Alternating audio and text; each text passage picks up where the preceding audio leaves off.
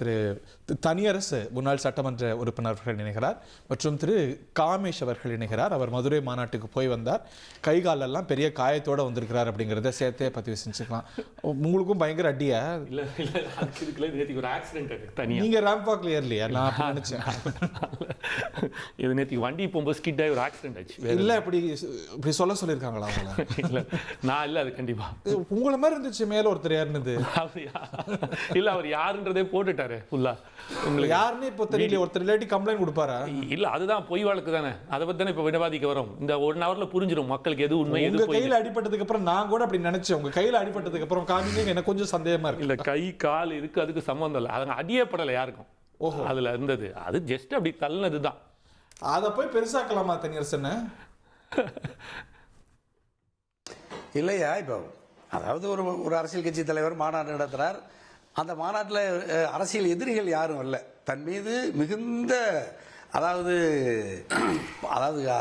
திருவுருவ படத்திற்கு, அதாவது திரையரங்கத்துக்கு முன்னாடி கட் அவுட் இருக்கு. தன்னுடைய உருவத்தை தாங்கி நிற்கிற அட்டைக்கே பால் ஊற்றி மரியாதை செலுத்துகிற அளவுக்கு தன் மீது அதீதமான அபிமானம் வைத்திருக்கிற ரசிகர்கள் இப்ப தொண்டர்களா மாறி தாவேக்கா மாநாட்டிற்கு வருகிறார்கள்.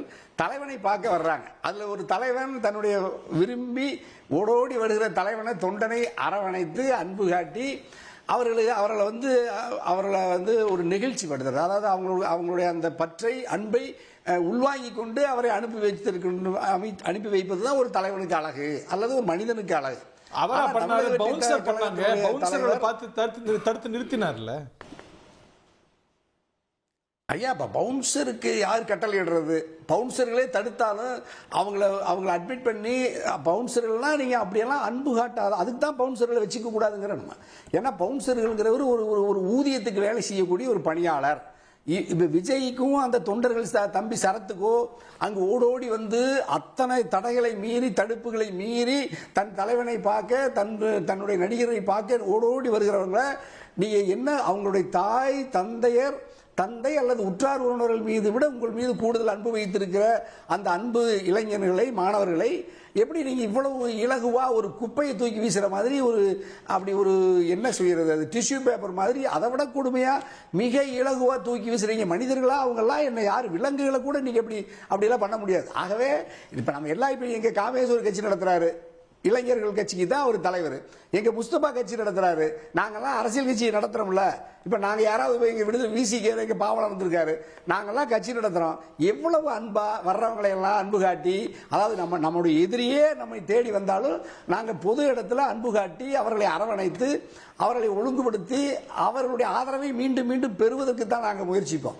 ஆனால் விஜய் ஒரு எதிர்மாறா இந்தியாவிலேயே உலகத்திலேயே வேற எங்கேயும் இல்லாத அளவிற்கு தன் மீது அன்பு காட்டுகிற தொண்டர்களை, தன்னுடைய ரசிகர்களை இவ்வளவு கிள்ளிக்கீரையாக தூக்கி எறிவது, அதாவது விலங்குகளை விட, ஆடு மாடு பூனை நாய்களை விட கேவலமாக மலிவாக இந்த உயிர்களை நடத்தியது மிக வன்மையாக கண்டிக்கத்தக்கது. இது மாதிரி அவர் ஒரு உச்ச நட்சத்திரம், பிரிவு செக்யூரிட்டியில் இருக்கிறவர். அவருக்கு த்ரெட் இருக்கிறதுனால தான் மத்திய அரசே பாதுகாப்பு கொடுக்குற அளவுக்கு போகுது. திடீர்னு ஒருத்தர் வரும்போது இந்த ஒரு ரிஃப்ளெக்ஸ் ஆக்ஷன் சொல்லுவாங்கல்ல, பவுன்சர்கள் என்ன செய்வாங்க, அவரை காக்கணும் தானே பார்ப்பாங்க. அவர் எதுக்காக வந்தார்னு தெரியாது, ரசிகராக இருப்பாரான்னு தெரியாது. இப்படித்தான் பொலிட்டிக்கல் அசாசினேஷன்ஸ்லாம் நடந்திருக்கிறத நம்ம பார்க்குறோம். நான் அதையும் கம்பேர் பண்ணதை. பட் அந்த சமயத்தில் ஒரு பாதுகாப்பு படையுடைய இயல்பான ஆக்ஷன் அப்படி தானே இருக்கும். அதை சரி தப்புங்கிறத தாண்டி விஜய்க்கு இதில் பொறுப்பா இல்லையா? இப்போ நான் நம்முடைய நாட்டினுடைய, இந்தியாவிலேயே அல்லது உலகத்தில் மிக முக்கியமான தலைவர், நம்ம நாட்டினுடைய பிரதம அமைச்சர் மோடி ஐயாவை வெறும் மிக நெருக்கமாக ஒரு 2 அடி இதில் நான் மணிக்கணக்கில் அமர்ந்து பொதுக்கூட்ட அரசியல் மேடையில் நாங்கள் பார்த்துருக்கோம். நாங்கள் நெருக்கமாக இருந்திருக்கிறோம். இல்லையா, அந்த மாதிரி அங்க அப்பொழுது கூட நான் நிறைய வரிசையாக மக்கள் வருகிற பொழுது பிரதம அமைச்சரைவே கூட நீங்க ஊடுருவி போய் அன்பு காட்டுற தொண்டர்களை அவரை அரவணைக்கிறத பாக்குறேன். அமித்ஷா ஐயாவை அப்படி போய் பார்க்கறத பாக்குறேன். ராஜ்நாத் சிங் பாதுகாப்புத்துறை அமைச்சரை பாக்குறாங்க. இன்னைக்கு நாட்டினுடைய எதிர்க்கட்சி தலைவர் நீங்க ராகுல் காந்தி ஐயாவை நீங்க இன்னைக்கு பீகார்ல ஒரு வண்டியில வச்சு தள்ளிட்டு போறாங்க. பாவமா இருக்குல்ல. 100, அதாவது அவர் மக்களுக்காக யாத்திரை நடத்துறாரு. 100 நாடாளுமன்ற உறுப்பினர்களுக்கு அவர் தான் பிரதான எதிர்க்கட்சி தலைவர். நாட்டினுடைய இந்தியாவுடைய எதிர்க்கட்சி தலைவர். நீங்க சொல்ற ஒய் இருக்கு, இசட் பிரிவு இருக்குது. ஆனா நீங்க அந்த அத்தனை புடை சூழ போற யாரு வேணாலும் போய் அவருடைய கன்னத்தை தொட்டு தழுவுறாங்க. அன்பு காட்டுறாங்க, கை கொடுக்குறாங்க, போட்டோ எடுக்கிறாங்க, செல்ஃபி எடுக்கிறாங்க. ஆனா நீங்க எப்படி எங்க விஜய் ஒரு சட்டமன்ற உறுப்பினர் ஆகல, ஒரு வார்டு உறுப்பினர் கூட வரல, அரசியலுக்கு இப்பதான் வர்றீங்க. இந்த நடிகர்கள், அதாவது இந்த ரசிகர்கள், இந்த தொண்டர்களுடைய வாக்குகளை பெற்று தான் நீங்க முதலமைச்சர் அரியணைக்கு வர விரும்புகிறீர்கள். இப்பவே நீங்க இவர்களை இவ்வளவு தூக்கி வீசுறீங்கன்னா நீங்க நாளைக்கு முதலமைச்சர் ஆயிட்டா எப்படி விஜய் கிட்ட யார் நெருங்க முடியும்? ஆகவே தமிழ்நாட்டு சரியாங்கிறது அவரோட அடிப்படையான குறிப்பா ரசிகர்கள் தொண்டர்கள் நான் கேட்கிறேன், நான் முன்னெடுக்கணும்னு நினைக்கிறேன். பவுன்சர்கள் அரசியல் தலைவர்களுக்கு தேவையா அப்படிங்கிற ஒரு கேள்வியை அடிப்படையாக முன்வைக்கிறார். இன்னொன்று அன்பு காட்ட வர்றாங்க. அவன் என்ன செஞ்சிட போறான்? மாநாட்டுக்கு தலைவரை பார்க்க வந்திருக்கிறான், அவரை போய் தள்ளி போடுற அப்ரோச் அப்படிங்கிற அந்த ஒரு புரோட்டோகாலே கேள்விக்குள்ளா இருக்கு, விவாதத்துக்குள்ள இருக்கு. இல்ல அண்ணா 2-3 நாளா எந்த சோஷியல் மீடியாவையும் நியூஸும் சரியா பார்க்கலன்னு நினைக்கிறேன். அதெல்லாம் நிறைய பார்த்துட்டு வராங்க. இல்ல அதனால தான் பேர்லாம் சொல்றாரு இல்லையா, முதல்ல அவரே கிடையாது. அதுதான் அங்க இருக்கு. அவர் அந்த வருஷம் நம்புறாரு. அதுதான் சொல்ல வரல, அதுவே பொய் வழக்கு. எந்த வருஷம் நமக்கு தெரியாது, எந்த வருஷம்ன்றது தெளிவுபடுத்த அந்த பையனே தெளிவுபடுத்திட்டான். ஆனா நான் முடிச்சிடறேன், உங்களோட எல்லா கேள்விக்கும் பதில் இருக்குன்னா தெளிவுபடுத்திடுறேன். நீங்க ராகுல் காந்தி சொன்னீங்கல்ல, அது வரைக்கும் நான் உங்களுக்கு தெளிவுபடுத்துறேன். என்னன்னா, முதல்ல அந்த பையன் என்னோட கொஸ்டின் என்னன்னா, இதுக்கு நீங்க தந்தி டிவியே சாட்சி. ஃபர்ஸ்ட் அந்த அம்மா தான் எதுக்கு சொல்ல வரேன்னா, ஃபர்ஸ்ட் அந்த அம்மா தான் பேட்டி கொடுக்குறாங்க. என்ன சொல்றாங்க, இப்படி தூக்கி போடுறது என் பையன், அதனால உடனே நான் ஃபோன் அடிச்சேன். அவன் பையன் சொன்னா, ஆமாம்மா நான் இங்கதாம்மா இருக்கேன்னு சொன்னான் அப்படின்னாங்க. சுத்து வட்டாரத்தில் 4 கிலோமீட்டர் 5 கிலோமீட்டருக்கு யாருக்குமே ஃபோனே எடுக்கல, சிக்னல். இதுதான் உண்மை. எனக்குமே 4 மணிலேயே நான் தந்தி டிவியில் லைவ்ல வர வேண்டியது, என்னால் வர முடியாம நான் கஷ்டப்பட்டு வெளியில அதுக்கப்புறம் தான் 8 மணிக்கே உள்ள ரீச் ஆக முடிஞ்சது. அந்த அளவுக்கு இது சிக்னல் ஜாம்ல இருந்துச்சு. ஸோ அந்த அம்மா சொன்னதுல இருக்க வாய்ப்பே இல்லைன்றது அது ஒரு பாயிண்ட். நான் என்னென்னலாம் தவறுகள் இருக்கும், அதாவது பொய்களாக இருக்கும்ன்றதுக்கு சொல்ல வரேன். அந்த பையன் முதல்ல என்ன சொன்னா, இது நான் கிடையாது, முதல்ல போட்ட வீடியோ நான் கிடையாது, எங்க அம்மா யாரையோ என்ன நினைச்சு தப்பா பேசிட்டாங்க, இதுல நான் எதுவும் இல்லை, எனக்கு அடிப்படல, நான் ஏறவே இல்லை, நான் மேலேயே போல, நான் ஏறவே இல்லை அப்படின்னு அந்த பையன் சொல்லிட்டான். 2 நாள் கழிச்சு தான் அவன் திருப்பி பண்றான். ஆனா இதுக்கு நடுவில் ஒரு பையன் என்ன பண்றான், இன்னொரு பையன் இது நான் தான் பண்ணேன்ட்டுன்னு அவன் தெளிவாக ஒரு இன்ஸ்டாகிராம்ல அவனோட வீடியோ போட்டான். அவன் இருந்தது சட்டம் மட்டும்தான் ஒண்ணு, மாப்பிள்ளை இவர் தான் போட்டுக்கிற சட்டம்ன்ற மாதிரி இந்த கன்ஃபியூஷன் அங்கதான் ஆரம்பிச்சு. யார் மாப்பிள்ளையா இருந்தாலும் போட்டு அடிப்பாங்க, வரேன் சார், நான் முடிச்சிடுறேன். இல்ல இப்போ பிரச்சனை அஜயா சரத்தாங்கிறது ஒரு பஞ்சாயத்து, அது 10 அடியில இருந்து கீழே தள்ளி விடுறாங்க. அது அஜயோ சரத்தோ இல்ல ரெண்டும் இல்லாம மூணாவது ஒரு குமாரோ யாரை தள்ளி விட்டாலும் இப்படியா தள்ளி விடுறாங்க. இப்போ அதுவே சொல்றேன். இப்போ அந்த இடம் நீங்க இப்படி யோசிச்சு பாருங்களேன். இப்போ ஒருத்தர் வராரு, அது தூக்கி அதாவது பண்ணும்போது அப்பவே விஜய் சார் தடுக்க சொல்லிட்டாரு. அந்த இவர் சாரியும் கேட்டார், ஓடி அந்த பவுன்சரும் சாரி கேட்டுட்டார். அது வரைக்கும் அதுல இருக்கு. ஏன் அந்த பையனை சொல்றேன் அப்படின்னா, கன்ஃபார்ம்டா புகார் இப்போ புகார் கொடுத்ததுனால தான் இந்த டாபிக்கே பெருசா போகுது. இது வெறும்னா அன்னைக்கு நடந்த 6 நாள் கழிச்சு நேற்று புகார் கொடுத்ததுக்கு அப்புறம் தான் இந்த டாபிக்கே நம்ம உள்ள திருப்பி வரும். விஜய் சார் மேல ஒரு புகார் கொடுத்துருக்காங்க, பவுன்சர்ஸ் மேல புகார் கொடுத்துருக்காங்க. இது கேஸாக மாறுமா, இது என்னென்ன பிரச்சனை இருக்கு, இது எந்த அளவுக்கு போயிடுச்சுன்னா விஜய் சார் எலெக்ஷன்லேயே நிற்க முடியாது, அந்த அளவுக்கு இது ஒரு கேஸ் ஆகி அவர் மேல குற்ற வழக்கு நிற்க முடியாத அளவுக்கு இன்னைக்கு யூடியூப்ல இந்த மாதிரியான பேச்சுக்கள்லாம் தொடர ஆரம்பிச்சிருச்சு.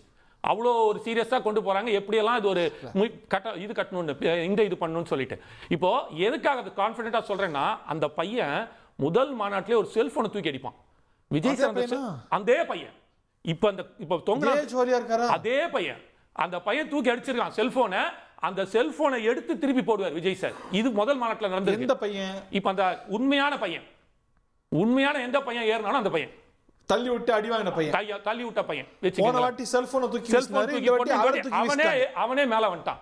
சார் செல்போன் தூக்கி வீசு சார், போட்ட போனை திருப்பி எடுத்து கொடுக்குறாரு சார் நீங்க. அதனால சார் அப்புறம் நம்ம இவர் சொன்னார், ராகுல் காந்தியை பாத்தீங்களா, அவர் எதிர்கட்சி.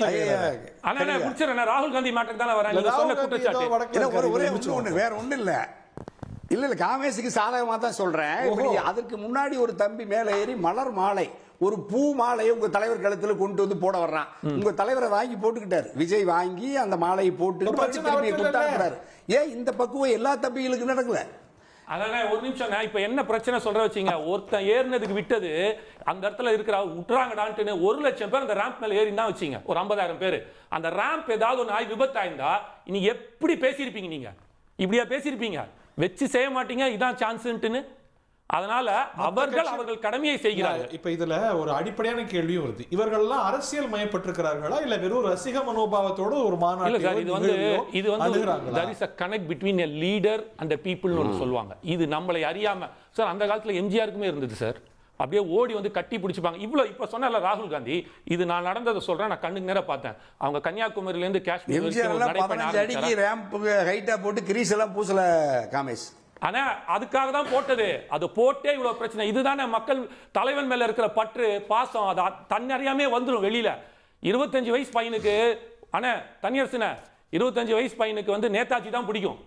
45 வயசுக்கு மேல இருக்கிறவங்க தான் காந்தியை பிடிக்கும். இது வந்து இயற்கை. அந்த அந்த மெச்சூரிட்டின்றது அப்புறம் தான் மாறும். புரியுதுங்களா? அதுக்காக நேதாஜி பிடிச்சவங்கலாம் வந்து ஆர்வ கோளாறு அப்படின்றது அர்த்தம் கிடையாது. அதுவும் தேவை, இதுவும் தேவை. அதுக்கப்புறம் தான் அந்த அரசியல் பக்குவமும் அந்த வாழ்க்கையில பக்குவம் வரும்போது, ஒரு மெச்சூரிட்டி வரும்போது அது பக்குவமா மாறுவாங்க. சரி, இப்போ நீங்க சொன்னதுக்கு வரேன். ராகுல் காந்தி நடந்து வந்தார் இல்லையா? அப்போ வந்து அந்த ஜோதிமணி மேடம் வந்து உள்ள வராங்க. அவங்க கூட ஜவஹர் இல்லாமல் வராது. இவங்க 2 பேரை மட்டும் உள்ள விட்டுட்டாங்க. அதுக்கப்புறம் அந்த காங்கிரஸோட மாவட்ட செயலாளர்கள் நிர்வாகிகள் வந்ததை அப்படியே அந்த பவுன்சர்ஸ் தூக்கி வெளில போட்டாங்க. நான் கண்ணுக்கு நேரா பார்த்தேன். என்னடா இவங்க கட்சி ஆளுங்களே இப்படி தூக்கி போடுறாங்களே. அவர் எஸ்பிஜி புரோட்டோகால் அன்னைக்கு இருந்துச்சு. அப்போ விஜயனாவும் நீங்க எடுத்தீங்கன்னா இங்க என்னன்றதே நமக்கு தெரியாது. அவரும் ஒரு ஒய் பிரிவுல ஒரு புரோட்டோகால்ல நிக்கிறார். ஆனா இன்னைக்கு ஒய் பிரிவு மத்திய அரசு அதிகாரியோ இல்ல காவல்துறையோ இதை ஹேண்டில் பண்ணியிருந்தா நம்ம வந்து அவங்கள தான் அக்கௌண்டபிள் ஆகட்டும்.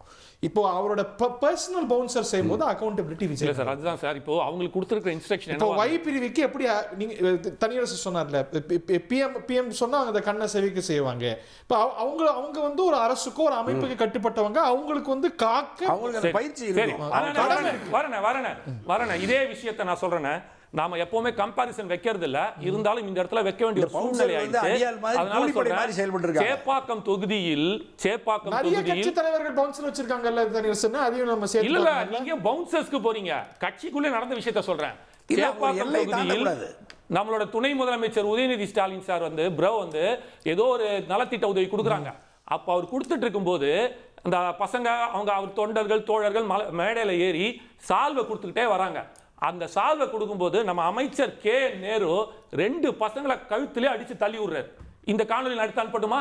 இப்ப நீங்க கேட்டீங்களா இல்லையா? அதை எங்க அதே மாதிரி இதை கேட்போமா இல்லையா? தாராளமா தான் கேட்கிறேன். அவரை அதுக்கு பதில் சொல்லுங்க. இது வாட்டர் போட்டு அது சரினா இது சரியாங்க இல்ல, அது தப்புன்னு நான் முதல்லயே சொல்லிட்டேன். நான் கம்பாரிசன்க்குள்ள போறது இல்ல.